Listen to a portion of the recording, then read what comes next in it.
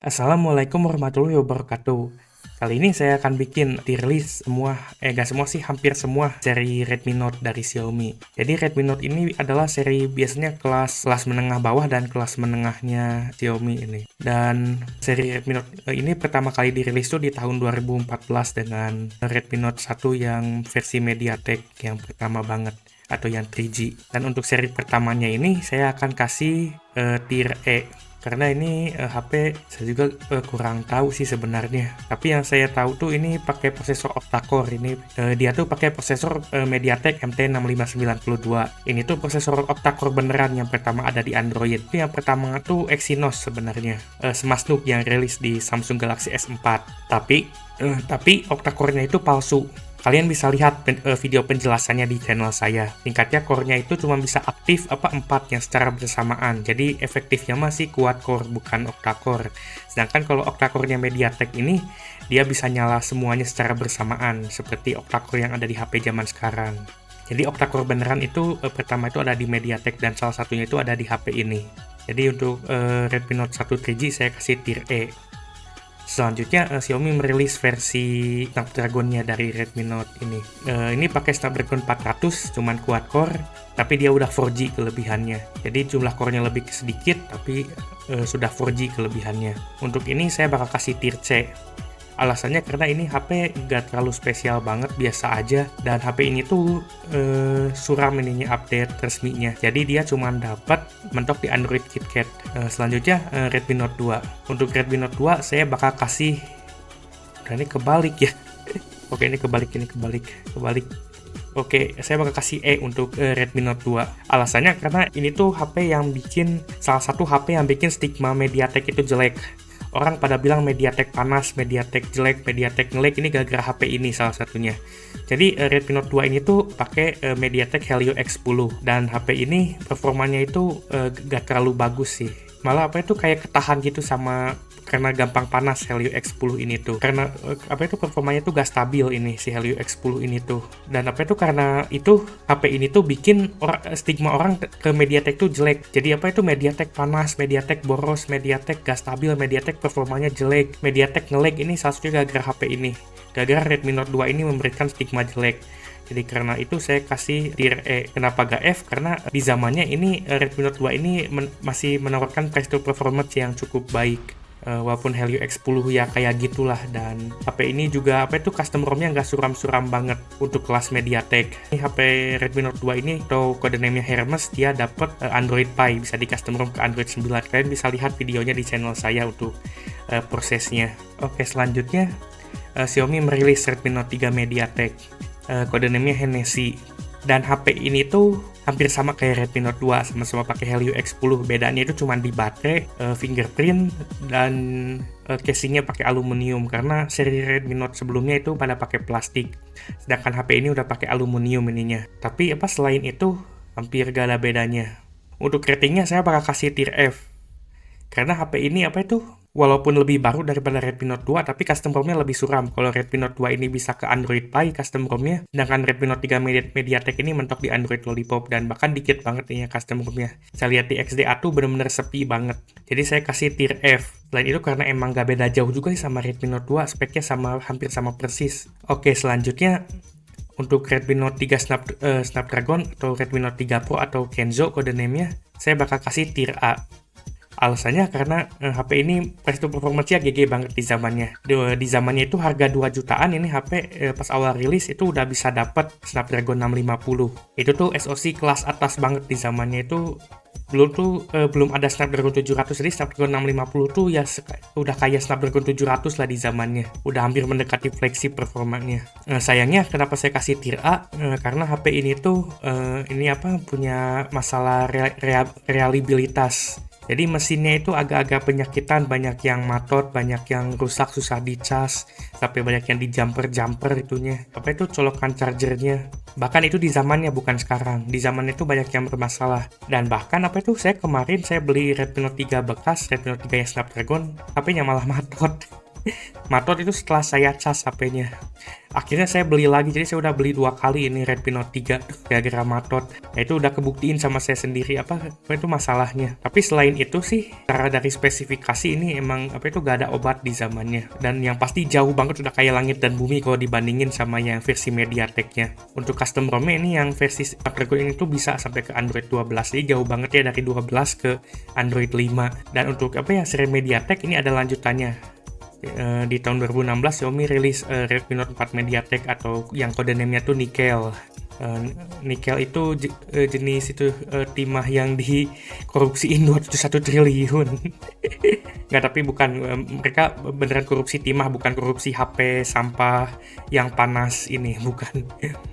Dan untuk Redmi Note 4 MediaTek ini awalnya saya mau kasih ini tuh sama masalahnya kayak Redmi Note 2, panas, boros, dan yang lebih parahnya lagi, ini tuh custom ROM-nya mentok di Android Nougat. Masih lebih bagus Redmi Note 2 daripada Redmi Note 4 MediaTek.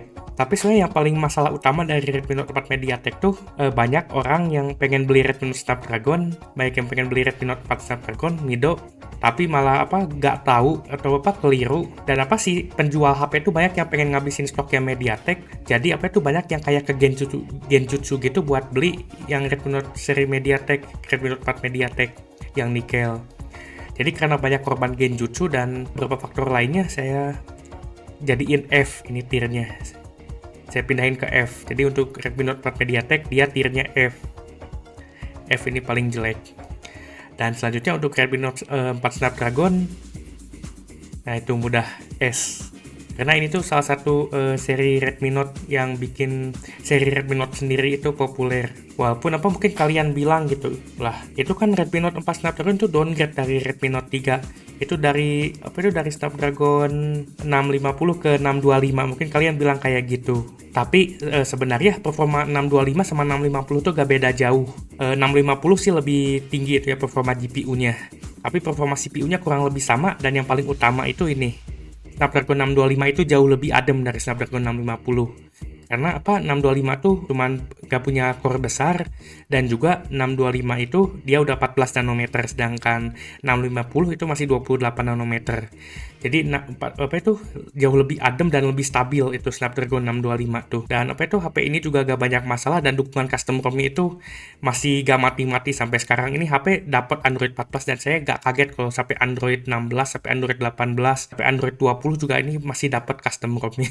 Karena ini salah satu HP kesayangan developer ini Redmi Note 4 Snapdragon tuh. Jadi saya kasih tier S. Dan saya sendiri pernah pakai ini Redmi Note 4 Snapdragon jadi HP utama saya, dari HP daily saya satu-satunya di zamannya di tahun 2017, dan ini tuh Redmi Note 4 Snapdragon tuh salah satu HP yang saya paling puas makainya.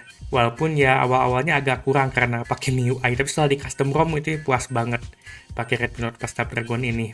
Oke, selanjutnya itu Redmi Note 5 Pro atau Y-Red. Untuk ini saya bakal kasih tier S juga. Jadi Redmi Note 5 ini tuh cuman kurang lebih ngelanjutin kesuksesan Redmi Note 4 yang versi Snapdragon pastinya. Yang versi MediaTek itu gagal. Spesifikasinya lebih bagus dari 625 ke 636, layarnya udah panjang jadi 18:9 full screen, kameranya lebih bagus. Ya singkatnya ini membuat lebih bagus lagi hal yang udah tier S ini jadi tetap tier S ini di Redmi Note 5 ini. Dan gak banyak masalah juga sih, Redmi Note 4 gak ada penyakit, Note 5 juga gak ada penyakit, dan HP ini juga masih jadi salah satu yang favorit sama kayak Redmi Note 4 Snapdragon, makanya dapat tier S. Dan untuk melanjutkan kesuksesan Redmi Note 5 ini, Xiaomi merilis Redmi Note 6 Pro dengan spek yang sama dan bedanya itu dikit banget. Jadi saya kasih tier C. Karena ini HP bedanya sama Redmi Note 5 Pro itu cuman beda di kamera depannya aja sama layarnya, udah pakai layar poni. Tapi selain itu ya hampir sama speknya, sama-sama Snapdragon 636, dan harganya lebih mahal. Jadi buat rata-rata orang yang mending Redmi Note 5 aja, ngapain beli Redmi Note 6. Makanya saya kasih tier C. Selanjutnya kita ke Redmi Note 7. Untuk Redmi Note 7 saya bakal kasih tier S. Sebenarnya ini saya kasih tulisan HP goib di sini. Walaupun sebenarnya Redmi Note 5 juga agak-agak goib pas awal-awal rilis. Tapi di Redmi Note 7 itu lebih parah itunya, kondisi goibnya. Lebih goib lagi Redmi Note 7 tuh. Saya masih ingat awal-awal rilis tuh yang RAM 3GB itu 1,7 juta di itunya di pas announcement-nya, pas awal-awal rilis. Tapi kalian nggak bakal bisa dapat di harga 1,7 juta. Harga aslinya itu sekitar 3 jutaan baru kalian dapat ini Redmi Note 7 kalau misalnya mau banget. Itu tuh harga tengkulaknya 3 jutaan. Dan di harga yang sama tuh kalian bisa dapat pesaingnya itu Realme 3 Pro yang udah pakai Snapdragon 710 yang lebih bagus itunya, SoC-nya. Jadi ada zaman dimana Realme itu ngalahin Xiaomi price to performance ya pas lagi goib-goibnya. Tapi kalau sekarang sih udah hampir gak pernah ya Xiaomi selalu ngalahin Realme dari price to performance ya. Walaupun sekarang keduanya kalah sama antek-antek Transsion kayak Itel, Infinix dan Tecno itu pada lagi merajai price to performance HP sekarang. Oke, selanjutnya Redmi Note 7 Pro. Jadi ini tuh seri Pro-nya dari Redmi Note 7 atau Lavender. Untuk ini saya kasih tier A. Jadi salah satu yang bikin Redmi Note 7 tuh nge-hype banget itu karena kameranya udah 48 MP. Nah, tapi yang jadi masalah di Redmi Note 7 ini kameranya bener sensornya 48 MP. Tapi si HP-nya itu cuman bisa ngejepret 12 MP karena si itunya SoC-nya Snapdragon 660 cuman mampu ngejepret 12 MP. Nah, tapi kalau Redmi Note 7 Pro dia kan udah pakai Snapdragon 675. Jadi dia bisa ngejepret 48 MP yang asli. Kenapa saya kasih tier A? Karena Note 7 Pro tuh gak selaku yang Note 7 dia itu gak rilis di Indonesia juga. Jadi kayak kurang karena kurang populer dan kurang gak serame yang Note 7, jadi saya simpen di A. Tapi bukan berarti Note 7 Pro itu lebih jelek, enggak. Bukan itu maksudnya. Secara spesifikasi ya jelas masih bagus Note 7 Pro. Malah prosesornya beda 2 generasi itunya, arsitekturnya. Oke, selanjutnya Redmi Note 8. Ini juga sempat awal-awal rilis tuh goib kayak Redmi Note 7, cuman gak separah Redmi Note 7. Untuk ini saya bakal kasih tier B. Awalnya saya kasih tier A. Karena ini tuh penyempurnaan dari Redmi Note 7. Tapi yang jadi masalah HP ini tuh penyakitan baterai hamil. Dan juga kameranya nambah 2 biji, tapi kamera 2 biji itu tuh kamera depth sama kamera makro yang gak guna. Yang cuman biar kelihatan banyak aja kameranya. Jadi karena itu saya simpen di tier B. Oke, selanjutnya Redmi Note 8 Pro. Ini saya kasih tier A. Jadi ini tuh kalau kalian lihat di bawah, ini 3 HP MediaTek ini tuh yang bikin stigma MediaTek tuh jadi jelek. Orang jadi bilang, wah MediaTek jelek, MediaTek ampas, MediaTek gak worth, mending Snapdragon, MediaTek menjijikan. Itu gara-gara 3 HP ini. Yang Redmi Note 8 Pro lakukan itu kebalikannya. Redmi Note 8 Pro ini kemarin saya coba beli, saya coba pakai dan saya coba custom ROM ini HP, saya oprek. Saya kaget.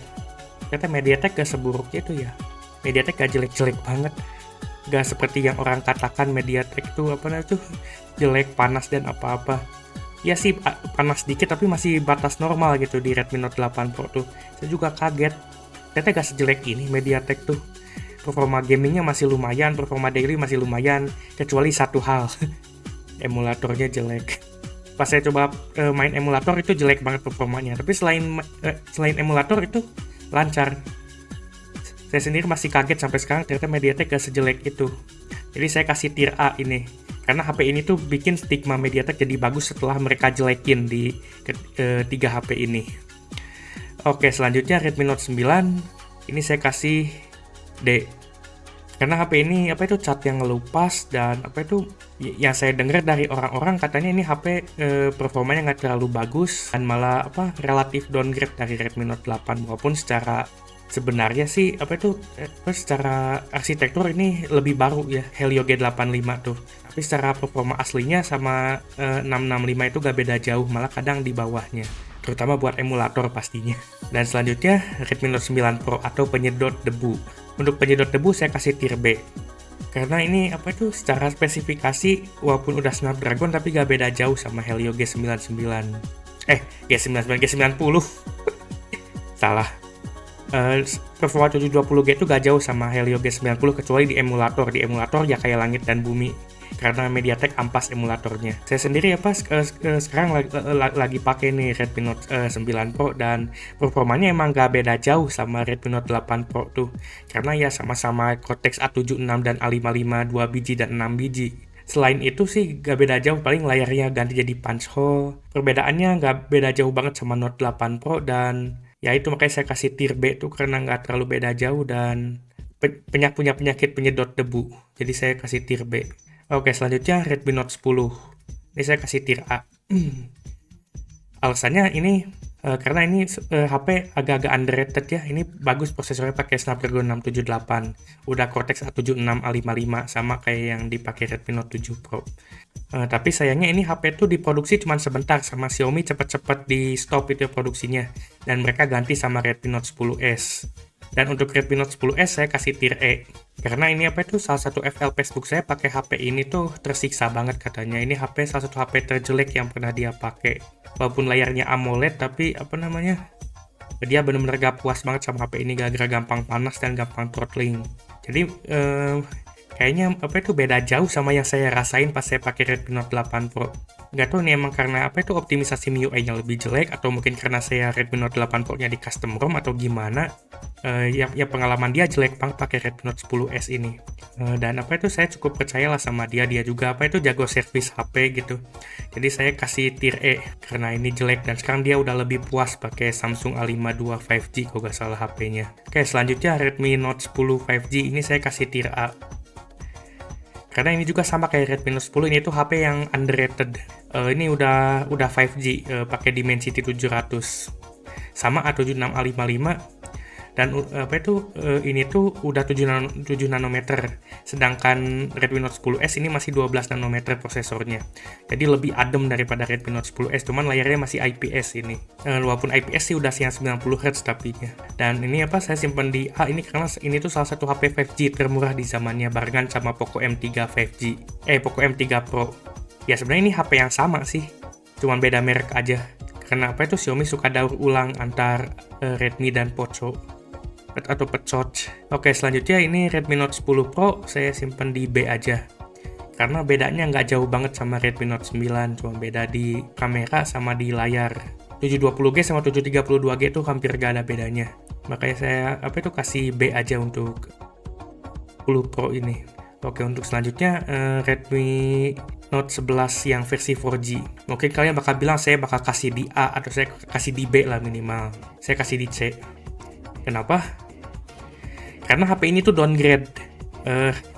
Pendahulunya itu Redmi Note 10 ini dia pakai Cortex A76 dan A55. Redmi Note 11 downgrade ke Cortex A73 dan A53. Jadi arsitekturnya tuh sama kayak yang dipakai Redmi Note 8, Redmi Note 7 dan Redmi Note 5. Jadi HP ini tuh downgrade, arsitekturnya sama kayak Redmi Note 8. Walaupun clock speed-nya lebih tinggi dan fabrikasinya lebih kecil. Dan itu pun berlaku sama dengan Redmi Note 12 dan Redmi Note 13 yang 4G. Jadi saya kasih C juga ini ratingnya. Dan terakhir untuk Redmi Note 12 Pro ini gak ada bedanya sama Redmi Note 10 Pro juga. Xiaomi kayaknya udah males bikin HP, cuman daur ulang aja. Jadi saya kasih C ini untuk seri baru mereka. Dan akhirnya kita udah kita udah namatin ini tier listnya. Jadi untuk yang S ini seri-seri Redmi Note yang legendaris ini, kayak Redmi Note 4, Note 5, Note 7, Mido, Wired, Lavender ini nggak ada obat nih. Salah satu seri Redmi Note terbaik, dan dari dukungan custom ROM-nya juga paling rame ini 3 ini tuh. Dan untuk yang tier A ini HP yang cukup bagus tapi nggak legendaris, tapi bagus HP-nya. Itu masuk tier A, dan biasanya ada masalah dikit untuk tier A. Untuk B ini HP yang bagus tapi punya masalah, atau yang ya bagus tapi gak bagus-bagus banget. Untuk ini ya Redmi Note 10 Pro. Yang Note 8 sama Note 9 Pro ini oke, cuman ya itu, ya satu baterainya hamil, yang satunya lagi penyedot debu. Bisa jadi vacuum cleaner. Jadi kalian kalau mau beli HP atau vacuum cleaner, mending beli dua-duanya aja, beli Redmi Note 9 Pro. Ini bisa jadi vacuum cleaner juga. Yang anehnya tuh kalau dulu tuh mereka nyedot debu, kalau sekarang tuh mereka nyedot embun. Di Xiaomi 14 nyedot embun sekarang. Dan untuk yang tier C ini HP yang biasa aja, bahkan relatif jelek.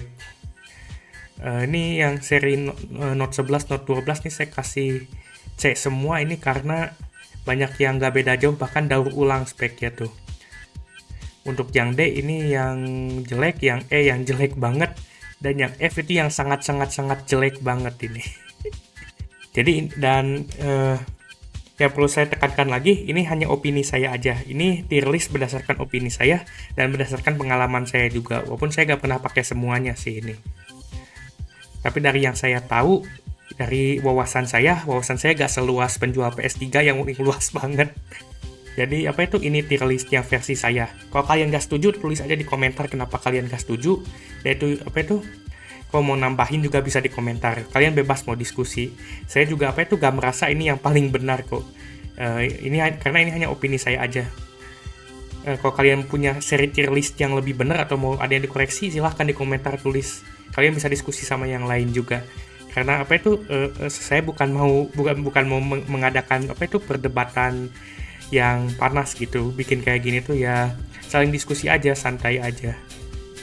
Ya, oke. Jadi ini kita udah beres bikin tier list ini. Dan saya bakal nutup ini video ini. Jadi itu aja sekian dari saya. Selanjutnya saya mungkin bakal bikin tier list lagi tapi versi itu flagship Sony Xperia. Saya bakal bikin kayak gini lagi di video selanjutnya. Oke, sampai jumpa. Bye.